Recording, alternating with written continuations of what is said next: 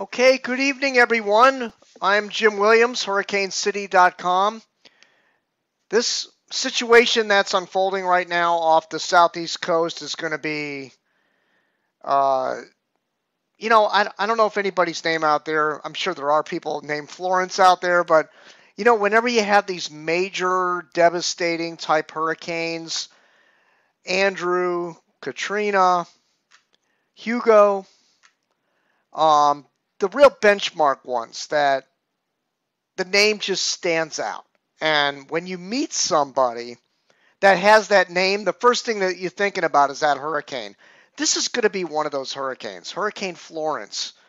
And I think when this is all said and done and it's all written, there's going to be people that are going to die in this, more than likely. There's going to be a complete major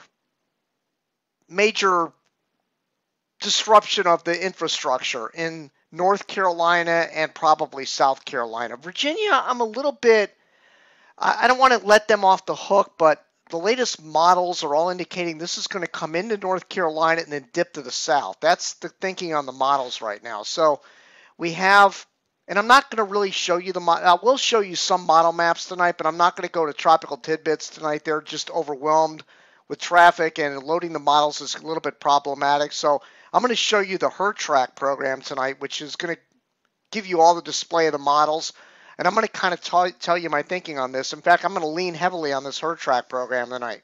But for those of you new to the show, I'm Jim Williams from HurricaneCity.com. Been doing this for 20 years on the internet. We've covered every hurricane you could possibly imagine since 1998. We have an archive page where, when I say we, I have people that have co-hosted the shows and helped with the shows over the years, but most recently, since 2003, Bill Phillips has helped me do a lot of these broadcasts. Sometimes I'm working and I can't do it. They're hitting the Caribbean Sea or they're hitting somewhere in the United States and I'm busy and I can't do it. Well, this time around, I will be able to do it. I'm planning on 100% covering Hurricane Florence, and it'll be available to the archive on the archive page, which goes all the way back to 1998, all the videos we've recorded. What we do is when a hurricane is making landfall, I'll be live right here, and we'll cover all the webcams. There's a lot of webcams on the internet. Some of them go down, some of them stay up. Usually they go down because the power grid goes down. We try to get the live storm chaser video, whether it's Periscope or Facebook or Ustream or however they're doing it. We try to bring you those videos. We'll show you the HurTrack program, which I'm going to show you in a minute. We'll have the floater loop. We'll have the radar from the affected areas, local television, maybe some scanner audio, because this is going to be a prolonged event. And, I got to thinking, and I've been doing these broadcasts a long time. I've chased a lot of hurricanes. It's different when you're out on the road chasing a hurricane, and it's a whole different animal when it's hitting your town. And I was just watching Mark's video from HurricaneTrack.com, and he seems a little bit agitated in his voice, and the reason being is when it's your family that's at risk, when it's your house that's at risk, and you know that you may wake up the day after that hurricane hits, or the evening that the hurricane hits, after it hit during the day, you might realize that it's destroyed my house. Now, we've been lucky here. I'm in Delray Beach, Florida. We've been through Matthew, Irma. Well, Matthew didn't really hit directly here, but Irma went west of here. We still had hurricane force winds. Hurricane Wilma came right over. The eye came right over here. Hurricane Francis, Hurricane Jean, Charlie passed to the west of here. Hurricane Katrina came in just south of here. I don't know if I'm missing anything. I was in Hurricane George up in Mississippi. Like I said, I chased Hurricane Matthew up in North Florida where it came right off the shore. But it's different when it's your hometown. And I could tell by Mark's discussion, he's very highly agitated. I would say that would be the word to describe him, is he's nervous. I mean, this is your family. This is your house. It's the proverbial the hunter being the hunted. That's what this is coming down to. on Thursday and Friday. Now, there's other storm chasers that are going to be there. Jeff Petrowski, probably Mike Dice. There's going to be some other storm chasers. We'll try to tap into whatever they produce. Maybe they'll put stuff up on YouTube or Twitter or whatever. And we'll try to bring you everything as it's happening. Now, this will be happening for all indications, and I'll show you the animation in just a minute. This is going to be happening from Friday morning, very early, right on through the entire day on Friday. And probably around midday to 1 o'clock is when the center or the eye of the hurricane is going to be making its way on shore, and then it's going to slowly drift inland. Now, this is according to the National Hurricane Center track, and this is where things get very problematic for South Carolina, because both the GFS, it's funny because the GFS has been the best performer on this. I have a program that runs at Hurricane City, and I'll show you where to find it when I screen capture here in a minute. But you click on it, and it shows you all the models. There's like 150 models, and the European model has not been performing that well. Normally, the European model is spot on the best model of all the models. It always ends up right in the end. And the European model right now takes this like right near Wilmington and then dips it off to the southwest.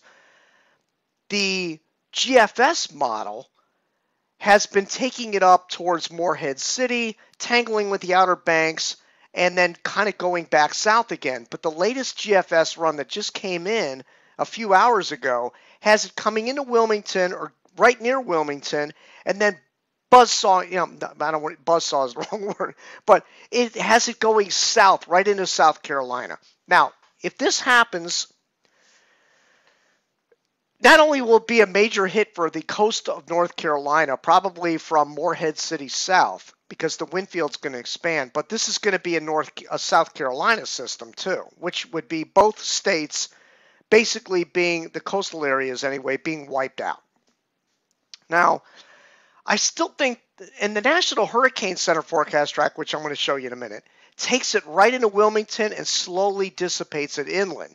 But if the Euro and the GFS pans out, where this comes right up to the coast and then heads south into South Carolina, then we're going to have major problems, because South Carolina is very prone to coastal flooding, much more than North Carolina is. And I'm not trying to downplay the North Carolina storm surge threat. Listen, we have rainfall. There's going to be 20 to 30 inches of rain. This thing's going to be spinning in the same areas over and over for 24 to 36 hours. There's going to be epic amounts of rainfall. There's going to be storm surge that's going to be probably something that a lot of young people may have never have seen in the Carolinas. Maybe some of the older folks might remember Hurricane Fran from 1993. And I want to show you that animation in a minute too. But Fran in 1993, Hugo further to the south, Hurricane Isabel a little bit further to the north. These are the comparisons to what we're going to be dealing with. But for those of you that have never been through anything like this, if you went through let's just say you live in South Carolina, North Carolina. You went through Matthew, you went through Irma. Irma affected them last year. What other ones am I missing here? I think Sandy might have messed with them a little bit up in there. And then, of course, you have Isabel 2003. But listen, the people that are living in North Carolina and South Carolina may be dealing with an animal that they've never dealt with before. When this hits the shoreline and sits there and spins with major hurricane force winds piling that water onto that coastline, this is going to be not only a very scary event for a lot of people on the coast, but it's going to be a prolonged event that's just going to go on and on and on. And you're going to wish, if you live in South Carolina, North Carolina, especially north of Charleston, let's just say Georgetown, South Carolina, up through Morehead City. That's where you're going to get all these hurricane force winds, and they're just going to be relentless, and it's going to be nonstop. And if you live in Myrtle Beach, if you live in Wilmington, Topsail Beach, which was hammered by Hurricane Fran in 1993, this is going to be, or was it 96? I keep saying 93. I think Fran was 96, excuse me. and I'll run that animation here in a minute, but on Fran. But this is going to be really, really bad. And I'm not going to sit here tonight, and this is another peeve I have, and a lot of people on Twitter, especially on Twitter, are out telling people specifically what they should be doing in certain areas, and I'm not going to sit here tonight and tell somebody in Charleston nothing to worry about. I'm not going to tell anybody in Virginia Beach there's nothing to worry about. I'm not going to tell anybody in Wilmington that they're going to die because there's a hurricane coming. I'm not going to do that tonight, and I'm not going to, well, I started out saying somebody's going to die, which is probably true. But the point is, I'm not going to tell people in the localized areas. There were people on Twitter telling people, like down in Charleston, moor your vessels, get all your boards on your house, shutter your house. Listen to your local emergency managers. Listen to your local television stations. They have a good beat on the local community. They'll be able to tell you what the local emergency managers are saying as far as boarding your house, evacuating areas that may or may not flood. It's not my job to tell people whether they should or shouldn't leave or stay. Sometimes you might have a really good house. Like this house I live in right here, we have accordion shutters. Lock and load, right? You'll close them and you lock them and you're good to go. I'm elevated. I'm like 15 feet above sea level here. We have a generator. We're ready to go. You know, some people, if you live in these areas that are going to be impacted on Friday and you don't, if you're low level, if you don't have the proper shutters, if you're going to get tape and tape your windows, you're completely wasting your time. But if you feel like you're not safe in your structure, or the emergency managers are telling you, oh, you know what? I just lost the ball to my mouse. Hold on a minute. See, it's like a, what do they call that? One of those. It's a marble basically, and it's a wireless mouse I'm using here, so I can sit back and But anyway, it just fell out of this thing. So anyway, but if you feel like you're unsafe in your structure, or you're in a flood zone, or the emergency managers are telling you to get the hell out, then you got to use your judgment and do the right thing. But if you're not sure, or if you have a really good fortified house, like if you have a house like this, stay put. I mean, you really don't need to run from this thing. I mean, I can't tell you how many hurricanes. I mean, look, Rita in 2005, how many people died evacuating from that storm? Many of them didn't even need to evacuate. It didn't even hit there. And there were people evacuating. Houston was going nuts, and it ended up hitting western Louisiana. Did they get some effects? Yes, but not worthy of a full-scale evacuation. So I'm saying to pay attention to your local officials. Don't freak out. Look at the information that's available. You can go to the National Hurricane Center. They have all the local emergency managers. At Hurricane City, I'm featuring Morehead City right now. I might shift it down to Wilmington because I have a feeling this is going to be a little further south. So in the morning, I might shift it to Wilmington. I had it on Morehead City 4 days ago, before the cone even got to North Carolina. I'm beginning to think I might have to shift it a bit south. And so with that said, if you live in Wilmington and you feel like your house isn't solid and you're not ready and you don't have shutters and you don't have the proper stuff, then,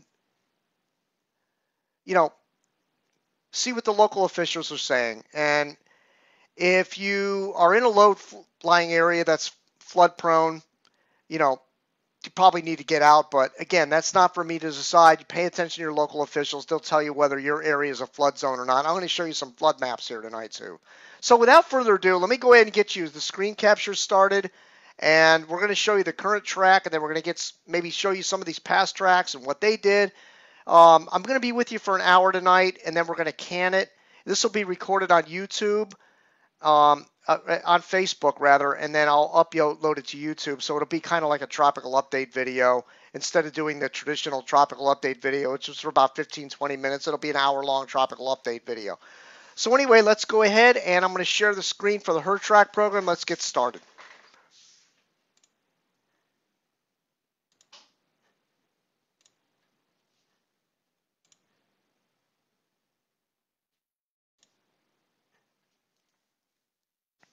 Okay, so here is the HurTrack program, and this is courtesy of PC Weather Products.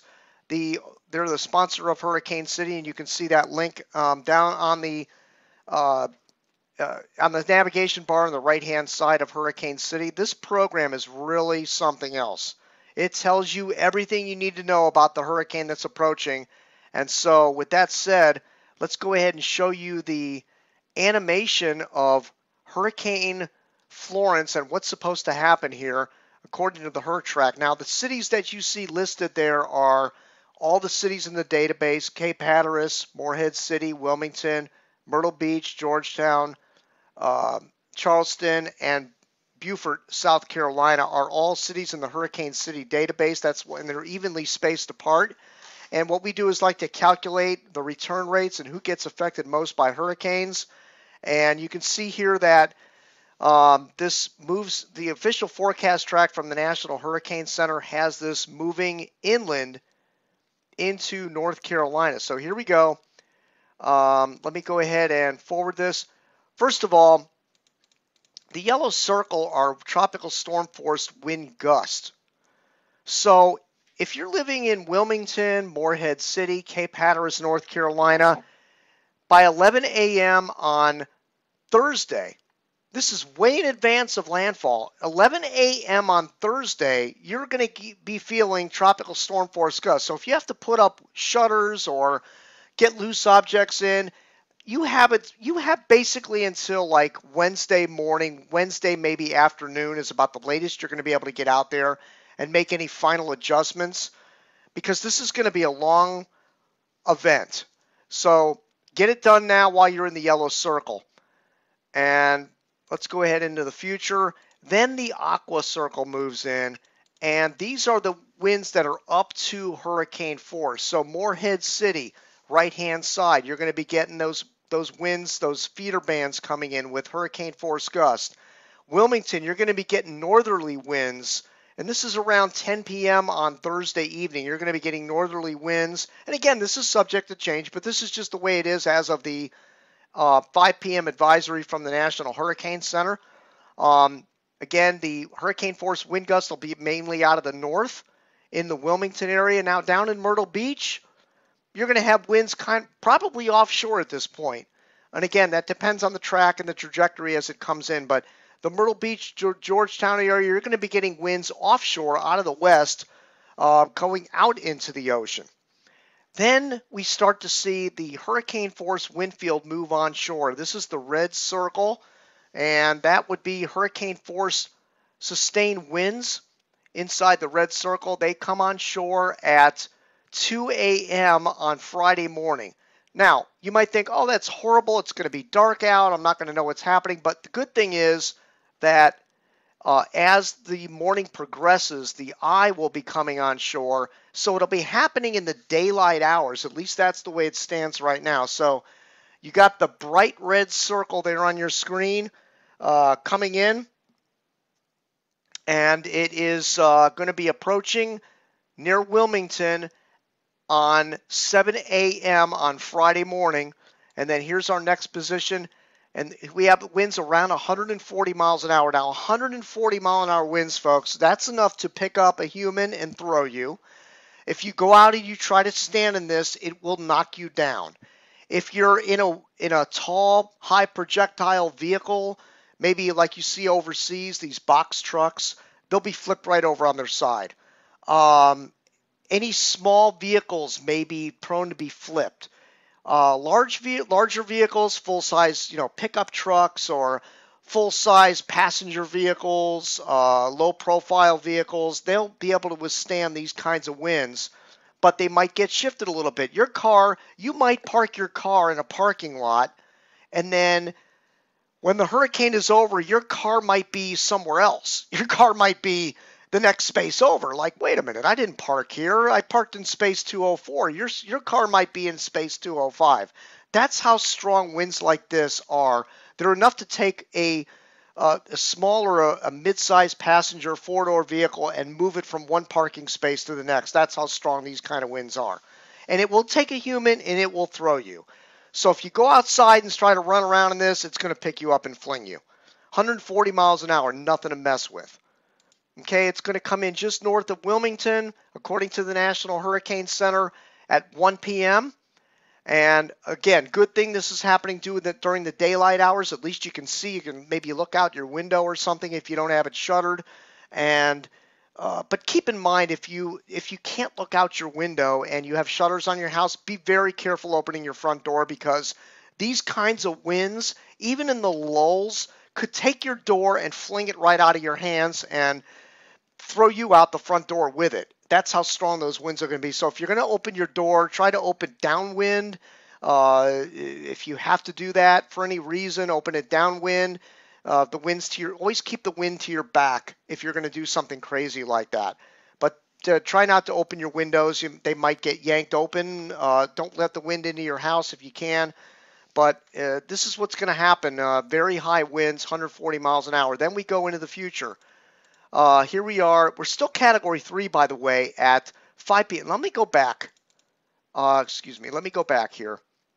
Well, let me just forward it, and then we'll go again.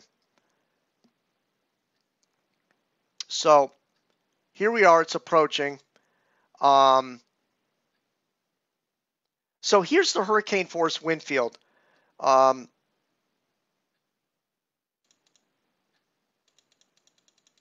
Let me go back. Okay, so we're here at, so starting around 2 a.m. on Friday morning, all the way through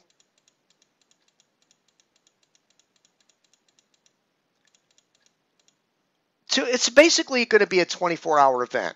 I mean, looking at that animation there, that red circle maintains for 24 hours. Just northwest or in the vicinity of Wilmington, North Carolina.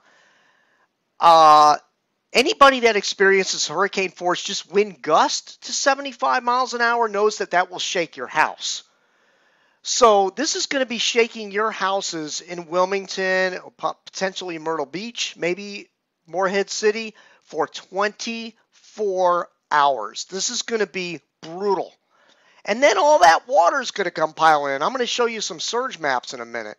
But here we are. It takes until 5 a.m. on Saturday morning for this to finally be downgraded to a tropical storm, probably just to the west of Wilmington. And again, I think this forecast track is going to shift a little to the south in the 11 p.m.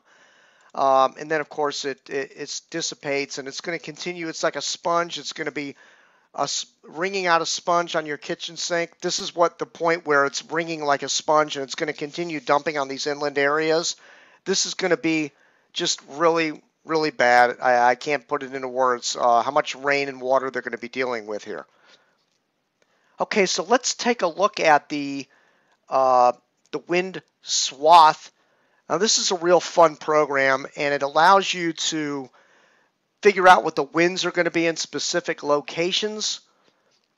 And of course, the red area are the winds upwards of Category 4 strength.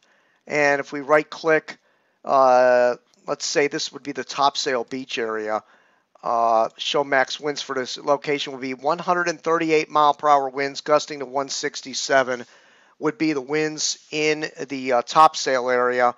And then down in the Wilmington area, we would have winds around 95 gusting to 115. But again, this is based on the 5 p.m. advisory. This could easily shift to the south towards Wilmington, or even further south, maybe towards Myrtle Beach. And then all these areas would be in those kinds of winds. The aqua shaded area would be winds in the 50 to 61 mile per hour range, and that it goes for areas north and the Outer Banks area, 50 to 60 mile per hour winds in the aqua range. But generally the yellow areas all the way into the red areas are those hurricane force winds that are going to continuously batter these same areas for 24 hours. All right, so let's take a look at the potential location impact report for the southeastern United States, and let's load them up here. Now we have Wilmington, North Carolina. This is the wind graph from the HurTrack program showing The height of winds of Friday at 11:30 a.m. would be roughly around 140 miles per hour. Are the winds that would be buffeting the Wilmington area, and that would last for 4 hours. We're talking 11 a.m., 12, 1, 2. So for 4 hours, they would get the peak maximum wind speeds in the Wilmington area, and that would be the worst impacted area. And then, of course, if we graph out Myrtle Beach, South Carolina, again, this is based on the 5 p.m. This does not mean this is going to happen. But again, we look at the peak wind gust. We're talking 1 p.m. on Friday. We're talking winds 50 to 60. If that track verifies and it goes into Wilmington, you would expect to get westerly winds off the land pushing out into the ocean, which would help to lower the surge projections if that were to pan out. But again, there's going to be a lot of water piling up in advance of this hurricane. So even if the wind shifted out of the west and pushed it back out, it would still be water lingering in the flood zone areas because there's going to be so much water coming in there. It would probably offset that. All right, let's take a look at the forecast discussion from the National Hurricane Center. And wanted to point out, actually, that's not what I wanted to show you. Well, let's read it briefly because I want to comment on some of these things down here a little bit further down in the discussion.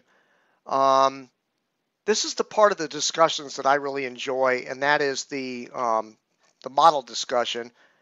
And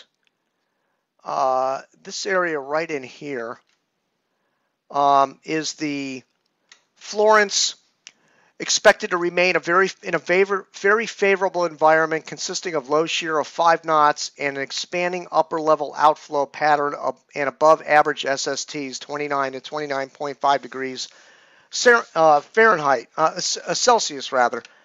And those are temperatures that are right around 86, 85 degrees in that ballpark there, which is like bath water. And they're expecting additional strengthening by 48 hours. They're expecting a decrease in forward speed, along with a large inner core wind field should induce some upwelling and gradual weakening. So what happens is, and that's another thing I want to show you if we get time, is to show you the heat maps from the heat content in the Atlantic Basin, which shows you it's the 28 degree isotherm maps I like to show, which show the temperatures of 80 degrees or higher that are well below the surface of the ocean. And what happens is when these hurricanes slow down like this, they cause all that upwelling, which is cooler waters from underneath, which flows to the surface and then helps to weaken the hurricane. But if you have warm waters down below the surface, it really doesn't make much of a difference. So we're going to have to analyze that a little more closely.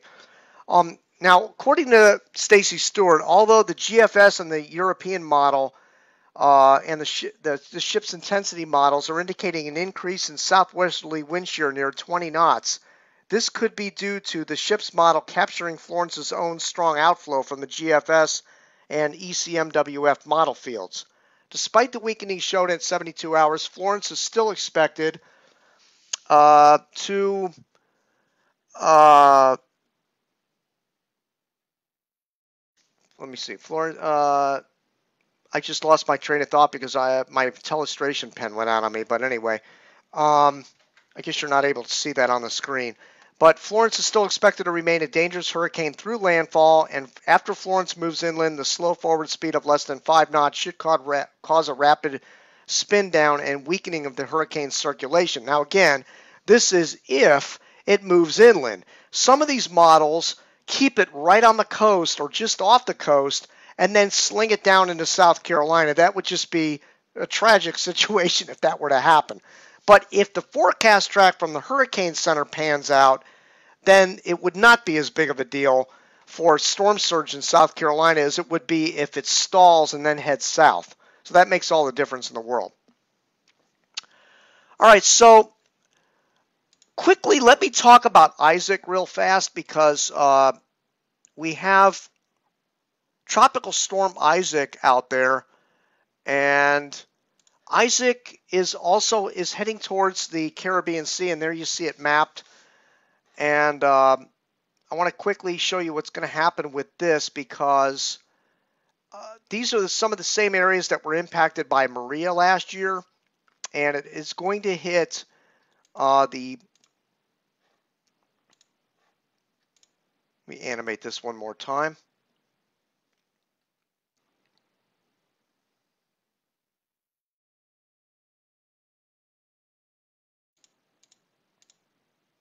Okay, something's wrong with the animator here. Let me animate it one more time.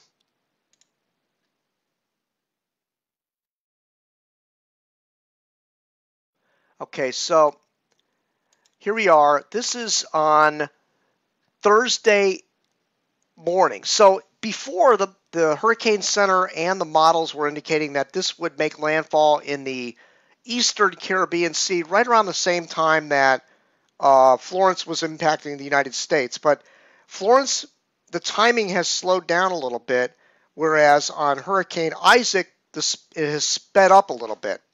So now they're the opposite. Instead of hitting at the same time, Isaac is going to be hitting on Thursday, and Florence is going to hit on Friday.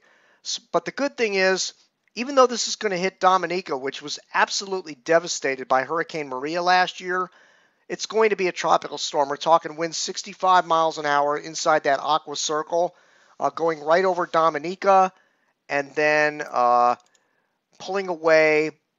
This is all happening during the daylight hours, so nothing to be worried about at nighttime, and then pulling away. That's the thinking from the National Hurricane Center based on the 5 p.m. track. This is going to go right over the same island that was impacted by Maria last year. Thankfully, it looks like it's not going to be a hurricane.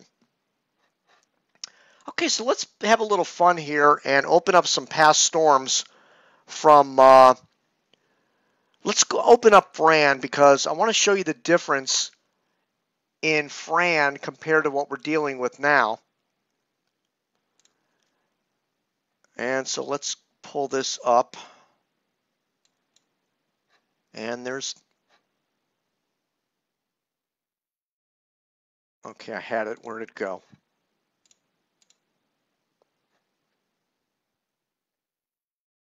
Okay, let's open Fran. Okay, there's Fran.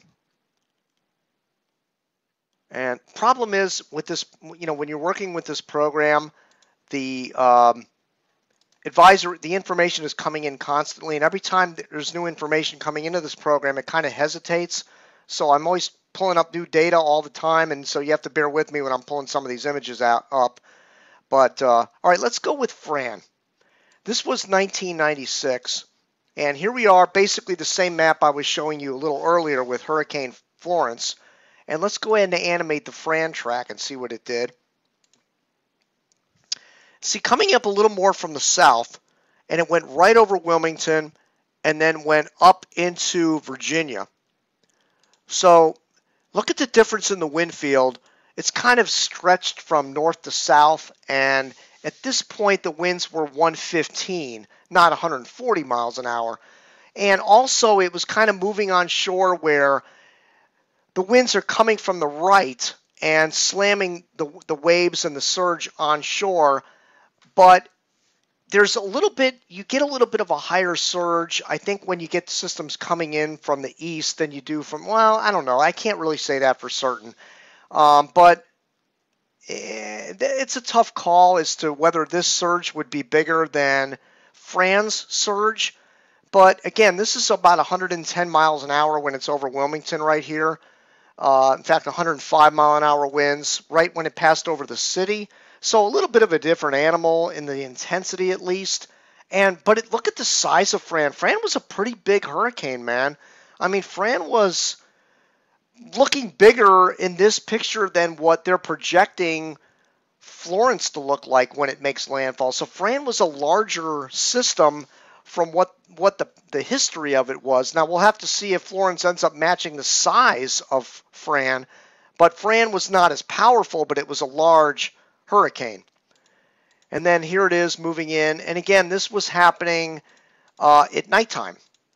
That hurricane was hitting at nighttime. Hurricane Fran came right in from the south, and it was moving in at 9 o'clock p.m. There it was, right over Wilmington at 9 o'clock at night. And then as the hours went on, it, you know, passed through. And by the time the morning came around, they saw all the destruction.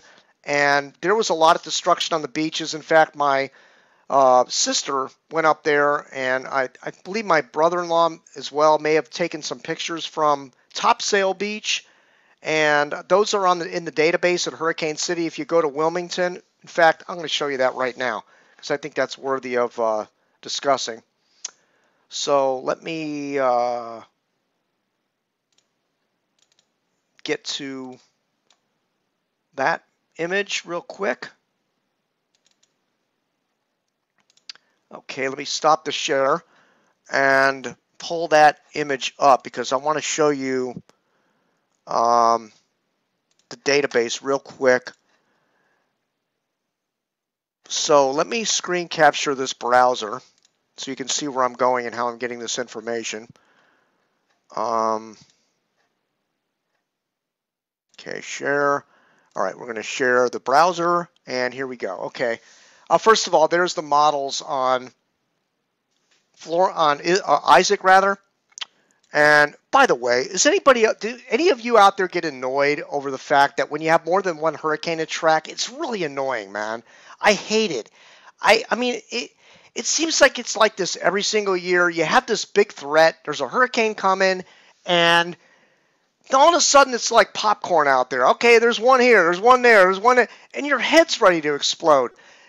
Can we just get one at a time? It's like I feel like the guy that works at the bowling alley behind the pins, and there's like 10 people throwing bowling balls down the alley, and you're barely able to pick up all the pins.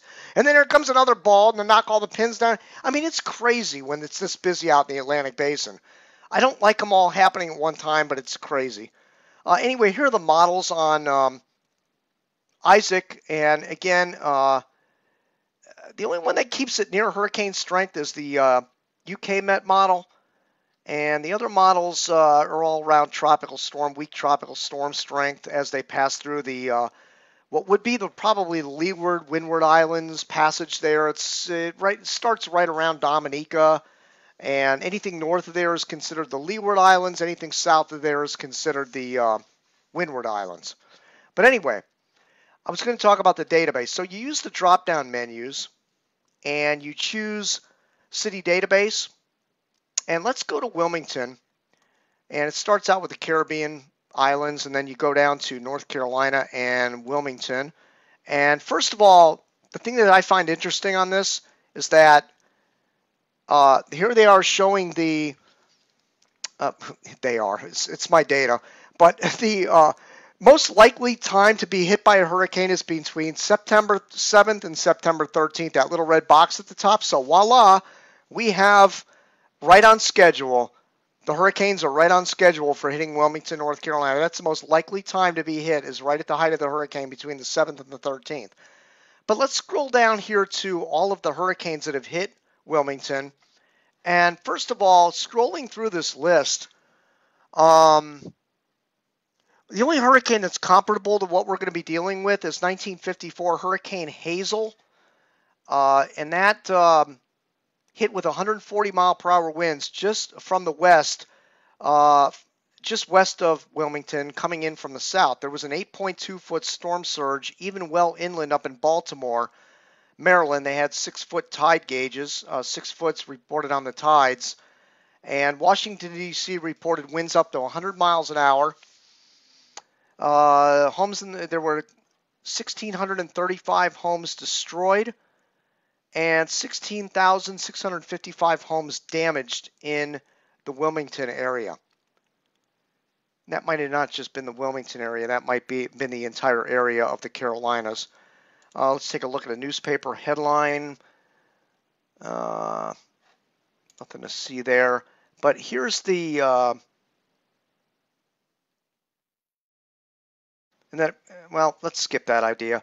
Then we had Hurricane Helene, 1958, 125 mile per hour winds. We had Hurricane Diana, 1984, 120 mile per hour winds just to the east of Wilmington. Hurricane Bertha, 1996, Category 2, passed right over the area. But here's Fran, 1996. Now, Fran came in with winds of 105 miles per hour, and Topsail Beach was pretty much destroyed. Here's some images that were taken by my family here, and you can see that those dunes on the right-hand side, this is just north of Wilmington, and you can see all the houses are mangled. This is a lot of wind damage, not necessarily surge. As you notice that one house on the right, the roof is completely blown off of it. That's surge damage. I mean, that's wind damage. And of course, they had huge surge there as well. And just for fun, the average model error on Hurricane Fran was there weren't that many models back then, but on Hurricane Fran, the best performing models were the BAM-D model, which is, I don't know, they don't use the BAM models anymore. Those BAM models weren't bad. I kind of like the BAM medium model, but they were off by 205 miles at 3 days. The GFDL did rather well, 164 miles off at 3 days. I mean, relatively speaking, for the time, they did well. Models are much better today.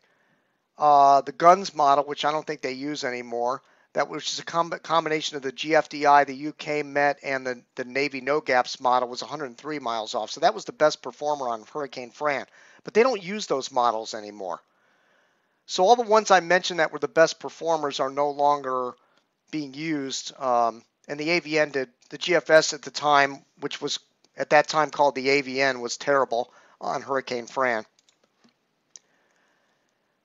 And of course, there's surge info from the U.S. Geological Survey of Fran. They used to have images up here. I don't know what happened to them, but oh well, I'm going to skip this idea. But anyway, if you want to know the hurricane history of Wilmington, North Carolina, this is a great resource. Use the drop-down menu at Hurricane City, and that's it for that. Now, another thing I want to show you, well, let's take a look at a floater loop of, by the way, I wanted to mention that, a lot of people, I know that tropicaltidbits.com is getting slammed right now with traffic, and if you ever want to know what the hurricane is looking like or the models are doing, Hurricane City's not crashing. Yeah, we're getting a lot of traffic right now, but it's not crashing or anything. So you can come to our site and use all these products and still see the same stuff through Hurricane City. But let's take a look at I have a storm-centered satellite. What I did is I focused the NASA satellite in on Hurricane Florence. So if you're having trouble looking at a floater loop, just click that box right below the tracking map, storm-centered satellite, and it'll open up the NASA zoomed right in on Hurricane Florence. And of course, I'll move this right along with Florence, so it's always in the center of the shot, or as close as I can get to the center of the shot. But here it is, looking really healthy tonight. It's got the CDO. The eye is, well, it's not quite CDO. Actually, the eye is not lined up directly in the center of this thing. And if that eye gets up a little further into the center of that red blob, then you could see this thing get up to Category 5 status. In fact, it wouldn't surprise me if it did. But right now, the official forecast does not call for that. Now, let's take a look at the recon real quick and see if they're flying around out there. And let's take the latest mission into Hurricane Florence. And there they are. They're flying around out there right now. And there's the latest position of the hurricane hunters. And let's take a look at some of these wind barbs. We have winds 36 knots. They might not be near the hurricane yet, so that's irrelevant. They're getting close, though. I mean, if you pan this out, they're getting there. They're almost there. They're going to be in there shortly, flying around. And they'll give us a vortex message. We'll check that in a few minutes and see if anything new comes in. So let me show you. Let me go back to the HurTrack program. Make sure there's not something I'm forgetting to show you here. No, I wanted to talk about the ranking of the models, but let me show you that real quick. Let's go to Florence best track data, which is right below the tracking map. And let's click on the average. No, let's go with the, let's go with the graphics on this one. And we got to allow the Adobe. Hold on a minute. Yep, let's go back. Florence best track. And there we go. And the reason I want to show you this is the graphic of the models of all the global and okay,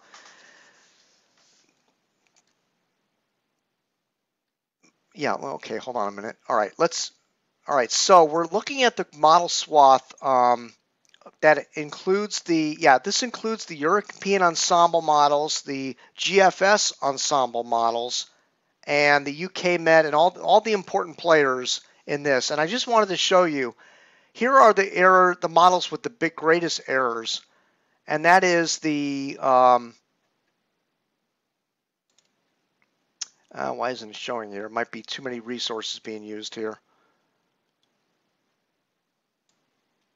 Well, I'll just tell you verbally, the Canadian models are way off. They're way up here at the top with the biggest error rates. And then you get down here in the middle.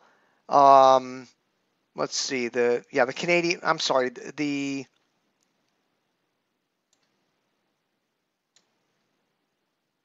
okay, it's not letting me scroll this for some reason. I can't get to these other models.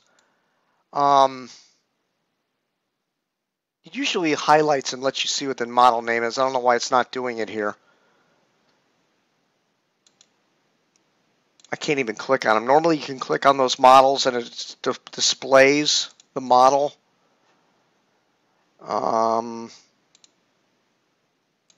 Yeah, I'm not able to click on these for some reason, so forget it. Anyway, the ECMO, yeah, there it goes.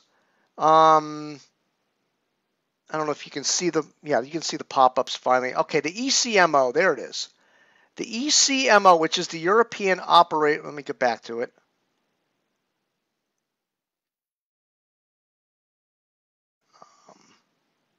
This is so sensitive, it's really hard to get mouse on these. There's so many models on this map.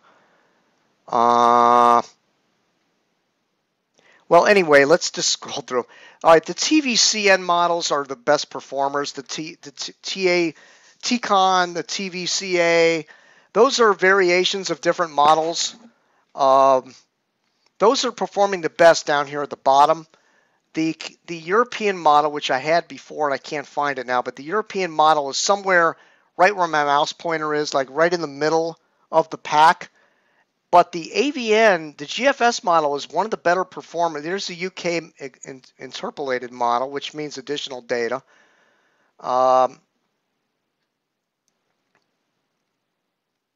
TVCE, TABM. There it is, AVNO. It's all the way down at the bottom. Okay, there it is, the AVNO. That's the GFS model, folks. That has one of the lowest error rates of all the models, much better than the European model over the past 5 days. Now, I know the European model is pegged on Wilmington. The GFS has this like kind of north of Wilmington and then circling back to the south. So the GFS run, the next run of the GFS is going to be very important because it's going to tell us, is the model shifting south or is it shifting northeast? And the GFS has been outstanding on this storm. So you can't discount this model, but there it is, the lowest error rate of all these models is the AVNO, the operational GFS model. So you can't discount that information. All right, let's go back. Let me stop the share. Let me go back to the HurTrack. And let's go ahead and show you. Actually, you know what I want to show you is the surge map from NHC. Let me stop the share. Made a mistake. Let me go back. Okay, let's get back here. Now let's go to, also below the tracking map, notice where I'm highlighting here, surge potential. You click on that surge potential button right below the tracking map, and this will open the NHC flood inundation map. And we're going to zoom right in on that. Actually, you know what? Let me open it in a new window. Open link in new window, which I'm going to have to capture. Okay, so let me go back and capture the new window. And there it is. No, it's this one. There it is.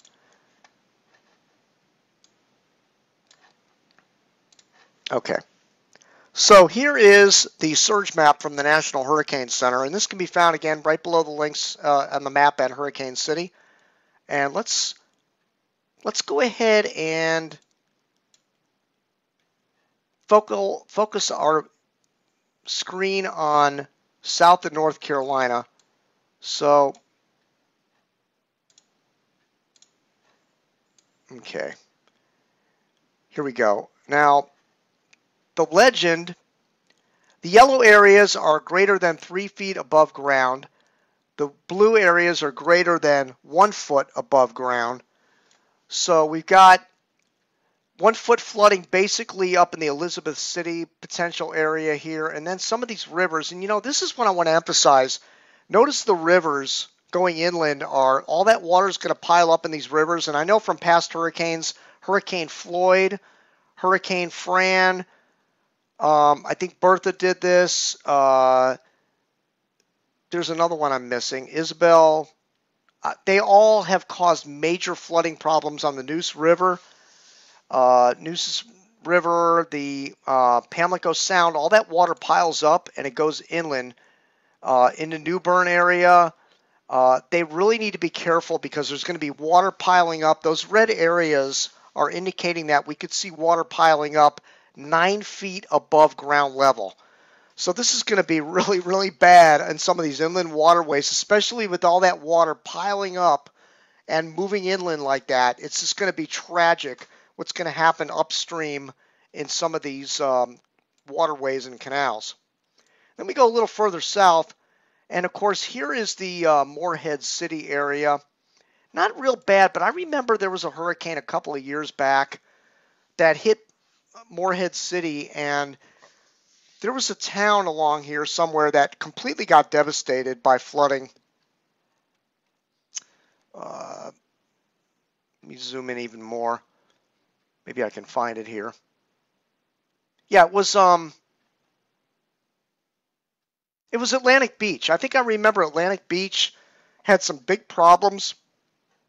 These barrier islands out here with storm surge from the last hurricane that hit there. Oh gosh, there's so many hurricanes that have hit North Carolina, and this one is slipping my mind. Let me go. Well, let me quickly look at the database. Well, it's unimportant for me to find the name of the hurricane that did that. But anyway, let's go further down the coast, and then we get into the Cedar Point area, Swansboro. Again, some of these areas in orange are 6 feet above normal, and these are based on the NHC's projections from Hurricane Florence. So these maps are constantly updated. And then we get down here into the I believe this would be the Topsail Beach area. And the Jacksonville area of North Carolina. Yeah, this is where Surfside is, Topsail Beach, all these areas. Up to 9 feet of surge flooding possible. Then we get down into the Wilmington area. Oh, this is Topsail Beach area right here. And again, the yellow areas would indicate greater than 6 feet above normal tides, right immediately around the beach. And then when you get inland, you're okay. As long as you're a few miles inland, you're going to be okay. It's all these immediate coastal areas that are going to have some big problems here. Then we get up down into the Wilmington area. Here we are, Carolina Beach, Cape Fear area.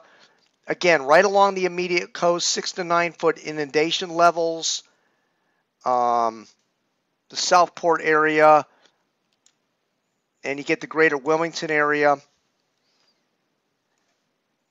which is on the other side of the canal.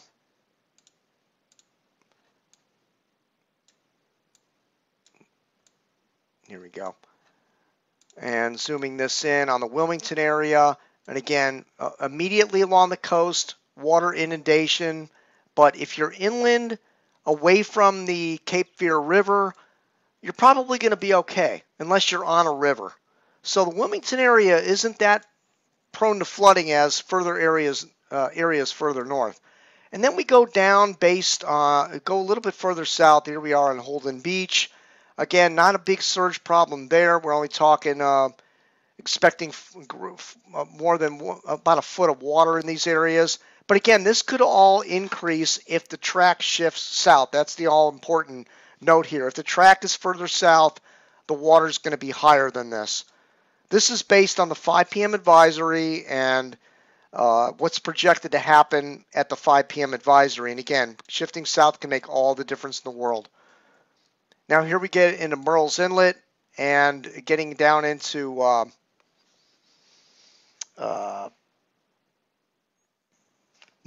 South Carolina, rather.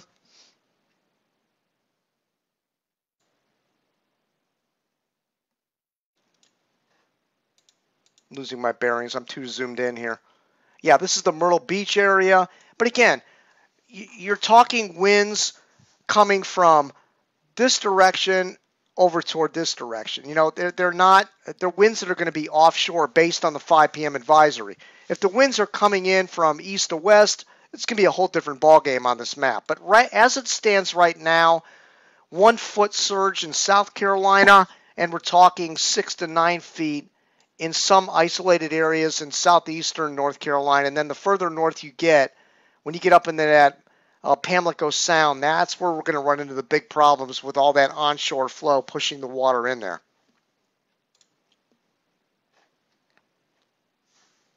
Okay, so that's where we stand. I'm sure there was something I wanted to show you tonight. This happens on every show. There's something I forget to show you. But here's the plan. Tomorrow night, I'll be live again right here because we'll have much more information. We're going to know what the new Hurricane Center forecast track is. It'll be adjusted all during the day tomorrow. And we're going to know if we're going to have a daylight landfall. We're going to know, we're going to be able to home in it a little bit better. Who's exactly going to get hit? Again, I have Morehead City as my featured city. It could be a little bit further south in Wilmington. I'm fully expecting to have to shift my featured city south. Now, when I feature a city, and this has been a topic of debate with meteorologists all over, it does not mean that I'm saying that that is the only city that's going to be impacted. I'm not implying that in any way, shape, or form. When I feature a city, that just means that that's where I'm expecting the worst conditions to be, basically. Does that mean it's not going to be worse somewhere else? No, it could be worse somewhere else. All I'm saying is when I put that red dot on the map, that's the area that I'm expecting the right front quadrant, the storm surge. I may have to shift that to Wilmington tomorrow. We'll have to see about that. I may even have to shift it to Myrtle Beach when it's all said and done. Who knows? But if you live in South Carolina, pay extremely close attention to these model shifts because if this thing comes into Wilmington and then parks off the coast and heads south in South Carolina, it's going to be like a direct strike on South Carolina. The Hurricane Center, we're going to pay attention to the 11 p.m. and the 5 a.m. and the 11 a.m. tomorrow because that's going to tell us everything about whether they're thinking it's going to shift to south or not. But if I lived in Wilmington, North Carolina tonight, if you aren't already ready to go for this, like you must have been in a coma or something because everybody has to know that there's a bowling ball coming and it's coming for you. So with that said, let me just check one more thing. Real quickly, any comments that are coming in here tonight? Gosh, computer's bogged down here tonight. Yeah, just people commenting that they're watching the show tonight. Appreciate that. Okay. Anyway, that's it for now. I'm going to go ahead and terminate the broadcast tonight. A copy of this will be saved for the tropical update video, which you can click on the above the tracking, in the logo at the top of the site. It used to be going to Ustream. Now Ustream is no longer, they're charging $99 a month, so we're going to upload everything to YouTube now.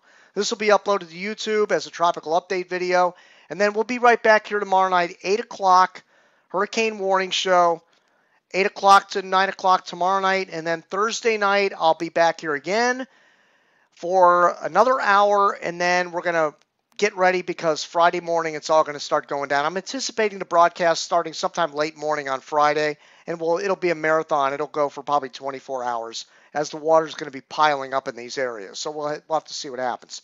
Anyway, that's it for now. I'm Jim Williams, Hurricane City. Good night, everybody.